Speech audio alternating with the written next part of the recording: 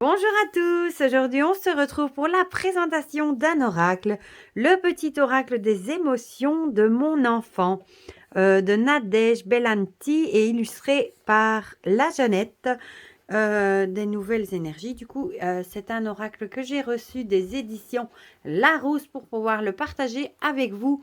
Et je vous avoue que c'est un petit oracle du coup prévu pour les enfants, mais moi je le trouve tellement joli que je crois que je vais me le garder. Donc il y a 33 cartes pour décrypter les énergies de votre enfant grâce aux animaux totems et un livre avec des rituels simples pour l'aider à gérer ses émotions. Et je vous avoue que je suis vraiment amoureuse des illustrations. Donc c'est une boîte qui s'ouvre aimantée comme ceci, hein, très très jolie. Voilà, et on va lire ensemble ce qui est écrit au dos. Bon, si jamais vous cherchez une idée de cadeau, si votre enfant est attiré par tout ce qui est oracle et tout ça, franchement, c'est aussi un très chouette cadeau à glisser sous le sapin. Moi, mon plus petit a déjà des vues sur ce coffret. Voilà, voilà. Donc, joie, tristesse, colère, peur, hyperactivité, nostalgie, toute une gamme d'émotions conscientes ou non exprimées, parfois déroutantes, se cache derrière l'énergie de votre enfant et traduit un besoin.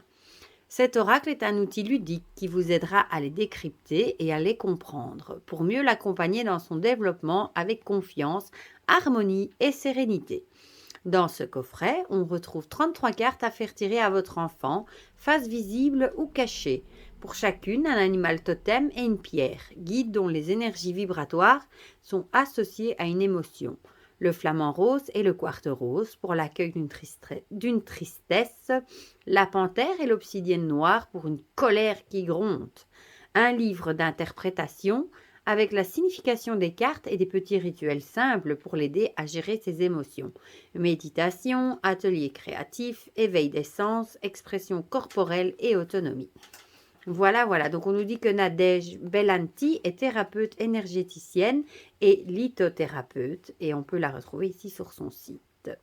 Et il est au prix de 19,95 €. Voilà, voilà. Alors, quand on l'ouvre, on a un petit ruban, du coup, pour tirer le petit guidebook, qui est très joli aussi, et qui fait quand même presque 150 pages. Il est tout en couleur, on va le regarder ensemble. Et alors, ici, on peut tirer et on a le ruban pour enlever les cartes. Voilà, voilà. Bon, ça, on regardera après. On va commencer, du coup, par regarder le guidebook. Donc, comme je vous disais, tout en couleur. Donc, on a le sommaire avec une introduction, puis ici les cartes qui sont numérotées. Regardez-moi cette petite banane, comme c'est joli. Donc, on a chaque fois un animal et une pierre. On a une introduction avec le langage comme l'émotion comme langage de l'âme. L'oracle, un outil pour mieux comprendre les émotions de son enfant. Ce qui compose cet oracle, du coup, pourquoi les animaux et pourquoi les cristaux. En tout cas, c'est un oracle qui attire déjà les enfants parce que je vous dis, mon plus petit, dès qu'il l'a vu, il m'a dit « Oh, c'est pour moi !» parce qu'il a vu l'illustration qui forcément lui parlait beaucoup. Donc voilà, peut-être que je le laisserai à disposition dans le salon pour que tout le monde puisse l'utiliser. Donc, comment l'utiliser? Ici, on va nous parler d'un tirage à face visible. Donc là, il faut mélanger les cartes et on propose à l'enfant, en fait, de choisir la carte qui lui plaît le plus, celle qui l'attire le plus, en fait. Voilà. Et alors, face cachée, bon, là, on lui dit d'en choisir une au hasard. Alors, on retrouve le nom de l'animal, le nom de la pierre, la carte ici en couleur et quelques mots-clés. Et alors ici... par exemple, le flamant rose, animal totem de votre enfant, et alors l'énergie de la pierre. On parle de l'animal et de la pierre à chaque fois. Ici, le quartz rose dans le quotidien de votre enfant. Du coup, petit rituel SOS émotion, la douceur du flamant rose. Il y a un petit plus aussi avec une musique à écouter. Et voilà, donc vous voyez, il y a de quoi faire. Hein. Et ça, du coup, pour toutes les cartes. Voilà, et... ici, gratitude, honorer la lumière en soi. Et voilà. Le livre est très très bien fait, je trouve. Alors, on a les cartes avec un très joli dos. Voilà. Qui peut être réversible. Les tranches sont dorées. Et voilà. Bon, les cartes sont très très grandes. Je vous ai pris une carte de tarot pour vous montrer, comme je sais que on aime parfois savoir la taille. Voilà, vous voyez ici, par rapport à une carte de tarot, elles sont très très grandes. Mais du coup, on profite bien des magnifiques illustrations. Il y a une bordure ici autour. Elle est un petit peu décentrée. Moi, sincèrement, je me suis demandé si je ne couperais pas cette bordure avec mon coupe-papier parce que je trouve les illustrations tellement jolies. Voilà, donc on a du coup l'animal ici avec le nom, avec le flamant rose, le nom de la pierre et les quelques mots-clés qu'on retrouvait du coup dans le guidebook. Donc on a le flamant rose avec le quartz rose, la girafe et le jaspe rouge. Et on a à chaque fois l'animal et la pierre sur la carte du coup. Avec des genres de scintillements, comme ça on la voit bien. Ce panda, il me fait trop rire, il est dodu. Le panda du coup est la calcite bleue. Et je suis amoureuse des illustrations, moi je les trouve trop belles. L'abeille et le jaspe impérial. Le dragon avec l'émeraude. Le serpent avec le grenat. Le lion et la citrine. La panthère noire avec l'obsidienne. Le dauphin avec l'aigle marine. Le chien avec la rhodonite. La biche avec la cornaline. L'éléphant avec le bois fossilisé. Et ce sont des pierres qu'on trouve assez facilement, ma foi. Le phénix avec l'hématite. Le bison avec l'améthyste. Il est magnifique ce bison. Le chat avec la malachite. Le cygne avec l'opale. La pieuvre avec la l'aragonite cristallisée. Elle est aussi toute jolie, cette pieuvre. L'araignée, la pierre de lune noire. Celle-ci est un petit peu moins mignonne, l'araignée. Bon, c'est une question de goût, hein, pour ceux qui ont peur des araignées. Le colibri avec la topaze. Le hibou grand-duc avec le lapis lazuli. Il est beau aussi, ce hibou. Le cheval avec la tourmaline noire. Celle-ci aussi est trop jolie. L'ours polaire avec le cristal de roche. Le lama avec l'azurite. La louve avec l'amazonite. La tortue avec le septaria. J'aime beaucoup le septaria. La fourmi avec la pyrite. La libellule avec la fluorine. La baleine bleue avec l'apatite bleue. Elle est trop belle cette baleine. Le gorille avec la sodalite, majestueux, magnifique. Gorille. Le renard avec le quartz fumé. J'aime beaucoup le quartz fumé. Le papillon avec le soufre. L'aigle avec la labradorite, ma pierre préférée. Et pour finir, la licorne avec l'apophilite. Voilà. On va en tirer une. Comme ça, allez, celle-ci. Bien, c'est la biche avec la cornaline. Comme ça, je vais vous lire ce qui est écrit dans le guidebook. Vous aurez une idée de ce que ça propose. Du coup, page 52.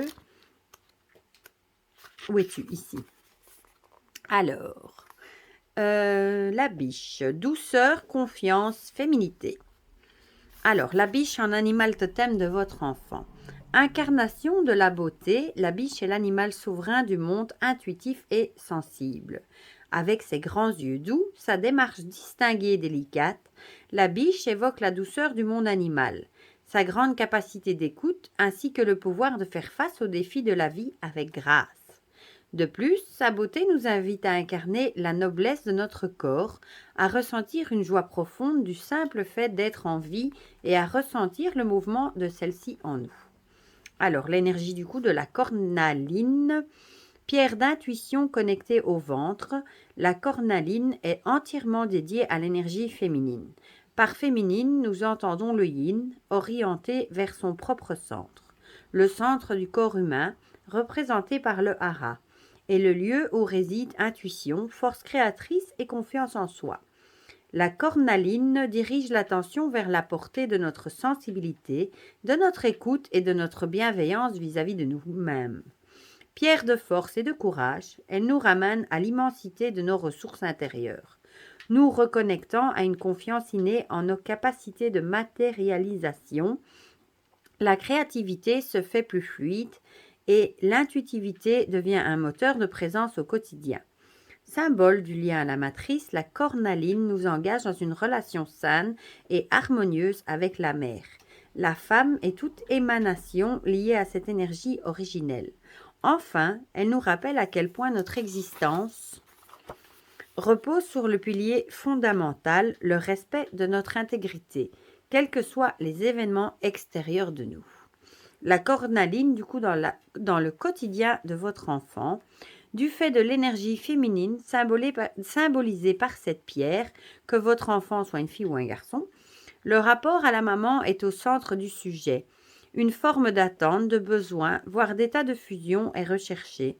D'une manière ou d'une autre, votre enfant se sent rassuré par la présence du féminin, le rappelant à sa propre intimité et sa propre sensibilité.